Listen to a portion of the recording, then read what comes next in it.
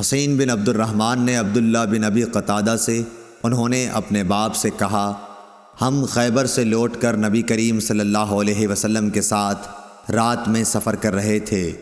کسی نے کہا کہ حضور صلی اللہ علیہ وسلم آپ اب پڑاؤ ڈال دیتے تو بہتر ہوتا۔ آپ نے فرمایا کہ مجھے ڈر ہے کہیں نماز کے وقت بھی سوتے نہ رہ جاؤ۔ اس پر حضرت بلال بولے کہ میں آپ سب لوگوں کو جگا دوں گا۔ چنانچہ سب لوگ لیٹ گئے اور حضرت بلال نے بھی اپنی پیٹھ کجاوہ سے لگا لی اور ان کی بھی آنکھ لگ گئی، اور جب نبی کریم بیدار ہوئے تو سورج کے اوپر کا حصہ نکل چکا تھا۔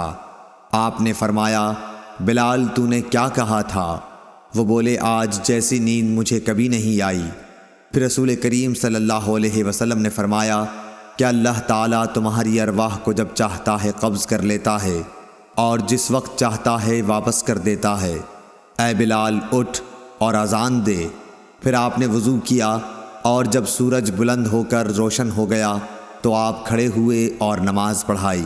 صحیح بخاری حدیث نمبر 595۔